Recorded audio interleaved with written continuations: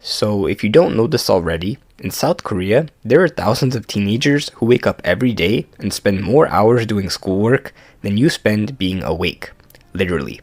And many people look at these students and think, wow, they must have a crazy high amount of discipline and motivation and focus. They must really care about school. I bet they take cold showers to get disciplined, and I bet they use a bunch of super advanced productivity hacks. But in reality, most of them just want to get out of school and join an esports team. A good portion of them don't even shower at all, and the most popular productivity hack is to drink an entire iced Americano in between each subject. So how do they do it? What's their hidden secret to being so productive all the time? So in the end, what I found is that productivity is basically just a cycle, and this is what it looks like. First, let's say you get motivated. Motivation makes you want to do work. Finishing some work makes you feel good, and that gives you motivation to then finish more work. Around and around it goes. The more motivated you are, the more work you do. And the more work you do, the more motivation you get.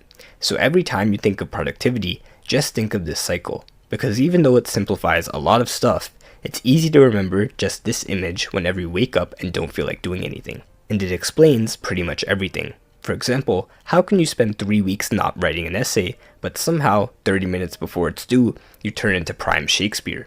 It's because when the due date isn't 30 minutes, your motivation goes sky high, and therefore the cycle goes much faster, and no amount of distractions, sleepiness, or boredom will be enough to stop you.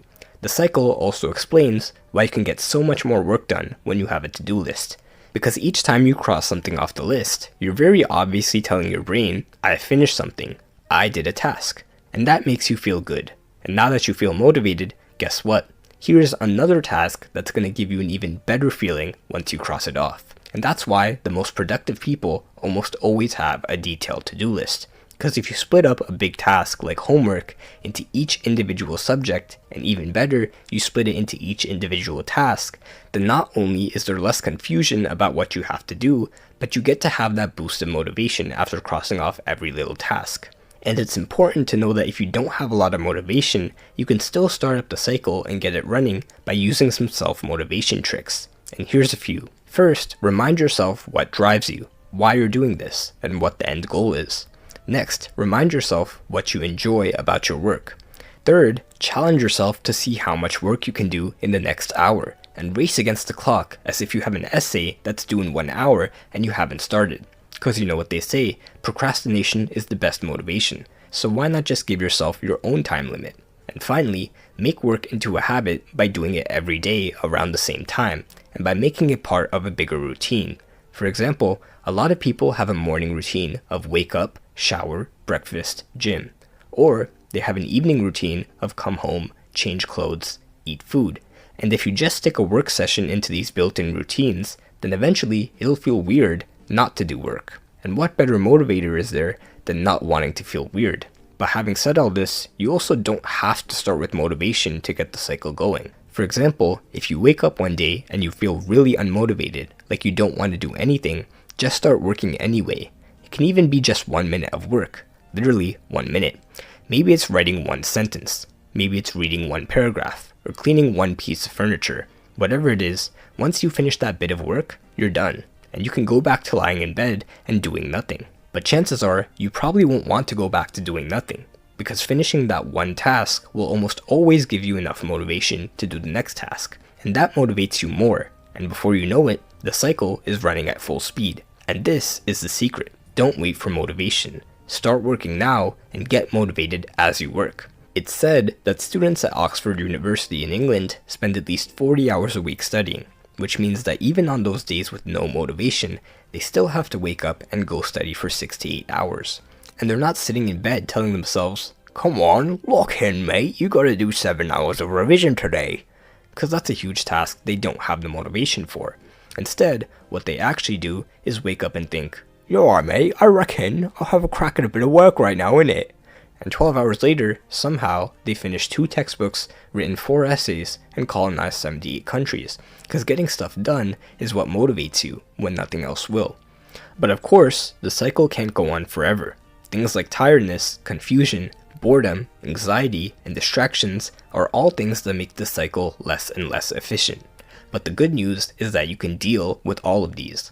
And one way to tackle them all at the same time is to just take a break and go for a walk.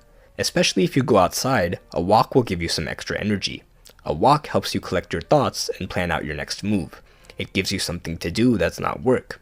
It calms you down when you're anxious, and during a walk, you can take in all your surroundings and allow your mind to wander now so that you don't need distractions later. But besides walking, here's how you can deal with each problem. Tiredness, ideally sleep, but a nice Americano will do.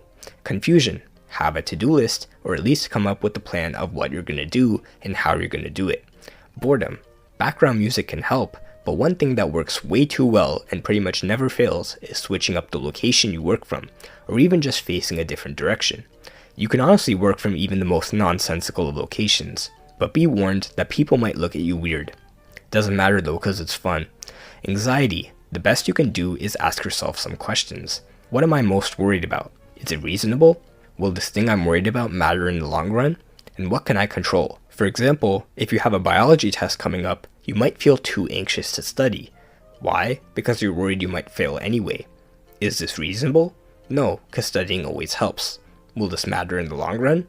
No, because the 2 hours you spend studying now is not that much time in the grand scheme of things. And what can you control? Obviously, you can study, and even if you do fail, you can always just draw over your grade and change it to an A. And lastly, distractions. According to many books, distractions are the enemy to deep, productive work, and they also stop you from reaching a state of flow. And the best way to stop this is to simply take your phone, put it on silent, and put it in another room, or just hide it somewhere. This is way better than just turning off your notifications, and I personally don't even miss anything because no one calls me in the first place.